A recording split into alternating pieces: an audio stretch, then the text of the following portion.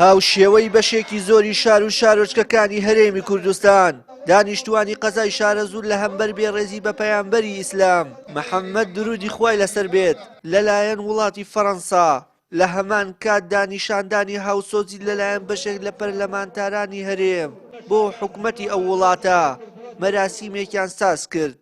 بۆیە ئەگەر سەیکەن فەڕەنسا بۆ خۆی وڵاتێکی زۆر تیرۆریستیە معلومی جەنابتانە لە جەزایردا بە ملیۆن بە زیاد لە چەند ملیۆن خەڵکی مسلمانی جەزایری کوشت لەبەرەوەی کە داگیرکەرێک بوو لە عالەمی ئیسلامیە ئەوان مسلمان بوون. خۆتان دەزانن کە سەری زۆربەی شۆڕشگەڕەکانیان زۆربەی ئەوانەی کە پاشخانێکی دینیان هەبوو کە لە بەرامبەر کە دەوڵەتێکی داگیرکەری کافری فەڕەنسادا شۆڕشانە کرد سەرەکانیان ئێستا لە مۆزەخانەکانی فەڕەنسایە بە شانازیەوە هەڵیگرتووە. لەم هەرێمەی ئێمە وە لە جیهانیشا هەر کاتێک هەر کەسێک بێوێ ناوشۆرەتێک دەرکا ئەوێ شتێک بەرامبەر بە ئیسلام و مسلمانان کا بۆ ئەوەی بەو بۆنەیەوە ناوشۆرەت دەرکا بەڵام هەموو کاتێکیش بە خێر و بە چاکەش کاوەتەوە بۆ ئیسلام و مسلمانان. ئێمە بەو کەسانش دەڵێن کە بە ناوی گەلی کوردەوە بە ناوی نوێنەرایەتی ئێمەوە ئەیانەوێت جارێکی تر هاوسۆزی بۆ ئەو حکومەتە بۆ ئەو گەلە دووپاتکەنەوە کە گوایە دوژنایەتی دینی ئیسلام دەکەن پێیان دەڵێن خەیاڵتان خاوە. ئێمە هەرگیز زەڕەیەک لەم خۆشەویستیمان بۆ محەممەد صلی الله عليه وسلم کەم ناکات. وقائدنا محمد وعلى آله وأصحابه.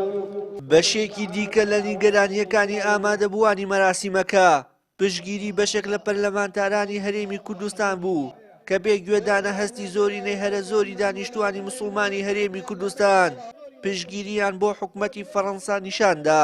ئەو کەسەیە کە دژی دینە ئێمەی دژی ئەوین ئێمەی دژی ئەوین و دوایەوە ئێمە لەسەر ڕێبازی هەوڵ بەرنامەی خوا و دووهەم قورئان نووسی ئەم پیاغەمبەری نازان سەڵڵەهو عەلەیهی وسەلەم وە خۆشەویستی هەوڵ خوا لەبەر خاتی خوا دووهەم لەبەر خۆشەویستی پیاغەمبەر من هاتم بۆیرا وە پیاغەمبەری نازان نووری چاومانە و ئەوانەیە کە عیلمانین و زتی دینن ئێمەی زتی ئەوین منیش زتی ئەوم و دوای ئەوشە ئەو کەسەیە کە بە ناوی نوێنەری کوردۆ ئەڵێ من نوێنەری کورد نوێنەری نە نوێنەری منە نە نوێنەری کەسیشە نوێنەری کەس نییە و جژمنی کوردیشە و جژمنی ئیسلامیشە.